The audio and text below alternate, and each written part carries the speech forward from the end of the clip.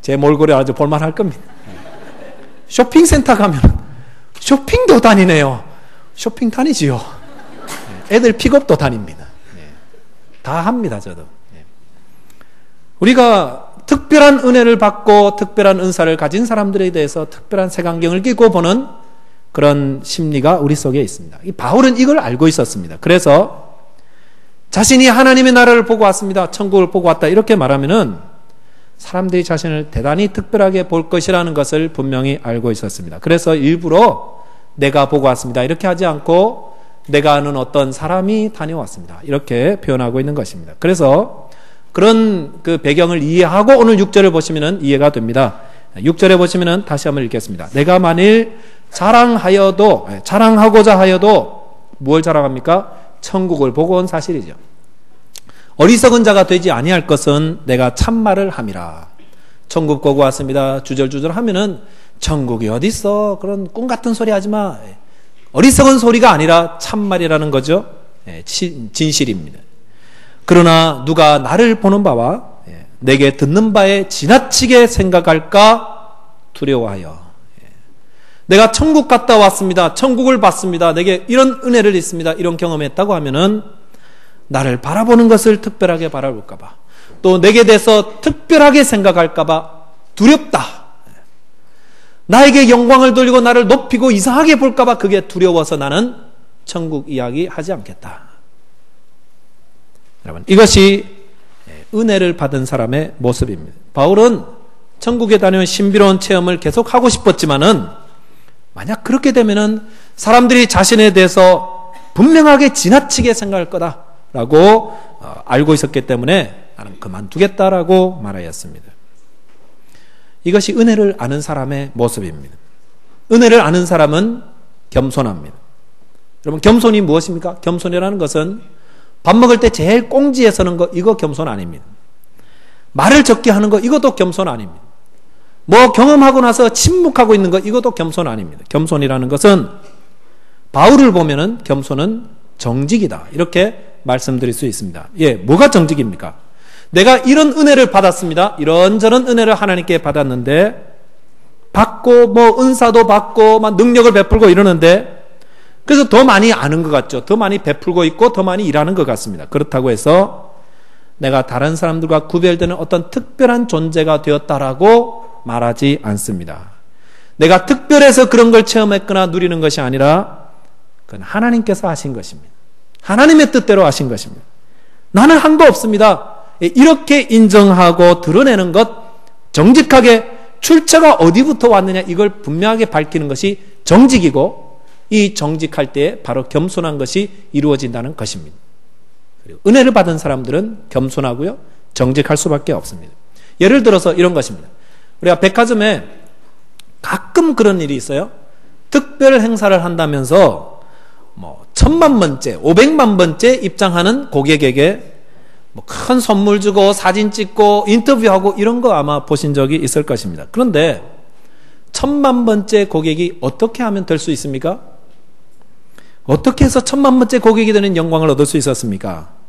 뭐 그날 기분도 좀 우울하고 해서 쇼핑이나 가자. 그동안은 뭐 50센트, 20센트 싼 데 찾아다닌다고 K마트, 뭐 이마트, 이마트는 없죠. 이런 데 막 찾아다녔는데 오늘은 그런 거 신경 쓰지 말고 멋있게 백화점에 가자. 돈은 없어도 백화점 구경이나 가자. 이러고 나서 길을 나셨습니다.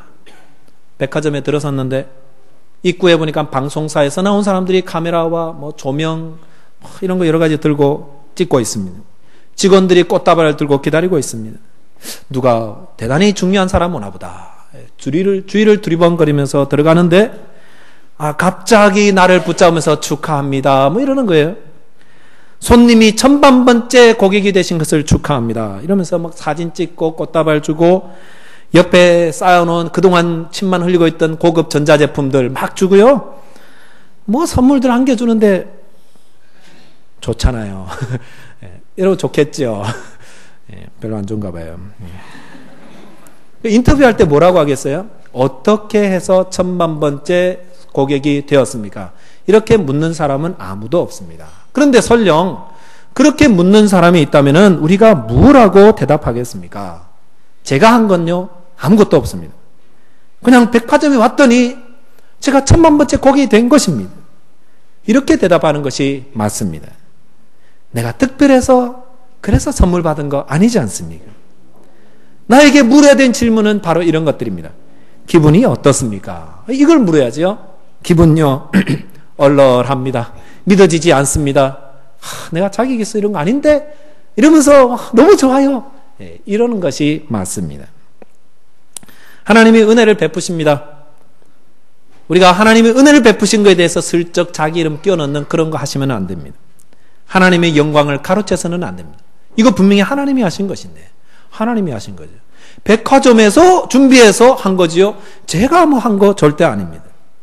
하나님이 주신 은혜를 우리가 받았으면은 그 은혜를 정직하게 증거할 수 있어야 됩니다. 그러면서 하나님께 영광을 돌려야 되는데, 그것이 지나쳐서 내 자랑이 되고, 내가 천국을 갔다 왔는데 하면서 뭐 거룩하게 보이고요, 뭐 내가 은사를 받아서 하고 있는데 굉장히 다른 사람처럼 보이려고 노력하고 있다면은 입을 막으시기 바랍니다. 말씀하지 마시기 바랍니다. 하나님의 은혜를 받은 사람은 겸손합니다. 그리고 겸손은 곧 정직입니다. 내가 예수를 믿고 하나님의 자녀가 되고 내가 은사를 받고 하나님의 귀한 일들을 하고 있다면은 여러분, 내가 특별해서 받은 것이 결코 아닙니다. 그것은 하나님이 하신 것입니다. 에베소서 2장 8절 9절 말씀에서 바울은 또 이렇게 말씀하고 있습니다. 너희가 그 은혜로 인하여 믿음으로 말미암아 구원을 받았나니 이것이 너희에게서 난 것이 아니요 하나님의 선물이라. 행위에서 난 것이 아니니 이는 누구든지 자랑치 못하게 하려 함이라고 말씀하고 있습니다. 여러분, 우리 교회가 만약 부흥하고 있습니다. 그러면은 나가서 말하기 우리 교회는 뭔가 특별한 게 있어. 그렇지 않습니다. 만약 우리 교회가 부흥하고 있다면 하나님이 하신 것입니다. 우리에겐 특별한 거 없습니다. 우리의 가정이 화목하고 평안하십니까? 우리 가정에 오면 특별한 게 있어? 그렇지 않습니다. 하나님이 하신 것입니다. 동일한 조건과 동일한 노력을 기울인 가정에서도 우리와 같은 화평함과 안정을 누리지 못하는 사람들이 참 많이 있습니다. 하나님께서 하신 것입니다. 하나님께서 은혜를 베풀어서 내가 건강한 거고요. 내가 성령의 놀라운 은혜를 받은 것도 성령이 하나님이 하신 것입니다. 내가 이토록 형통한 것도 하나님이 하신 것입니다. 내가 특별한 것이 아닙니다. 이 은혜를 아시기 바랍니다. 하나님이 은혜를 베풀어서 내게 이토록 풍성하게 하시고 은혜를 누리게 하셨습니다. 이것을 겸손하고 정직하게 고백할 때에 하나님의 은혜로 인한 영광을 돌리는 저와 여러분들의 삶을 살 수 있다고 믿습니다. 두 번째로, 하나님의 은혜를 받은 사람은 나의 약함을 자랑합니다. 나의 약함을 자랑합니다. 오늘 그 바울이 셋째 하늘에서 달려온 그 체험을 이야기하고 난 다음에 이거 굉장히 영광스러운 거죠. 그러면서 가장 수치스러운 것 또 한 가지를 이야기하고 있습니다. 고린도후서에는 바울의 그 최고의 자랑거리와 최고의 부끄러운 것 두 가지를 이야기하고 있습니다. 한 가지는 이야기했고요. 두 번째가 무엇입니까? 7절에 보시면은 여러 계시를 받은 것이 지극히 크므로 너무 자만하지 않게 하시려고 내 육체에 가시고 사탄의 사자를 주셨으니 이는 나를 쳐서 너무 자만하지 않게 하려 하심이라고 하였습니다.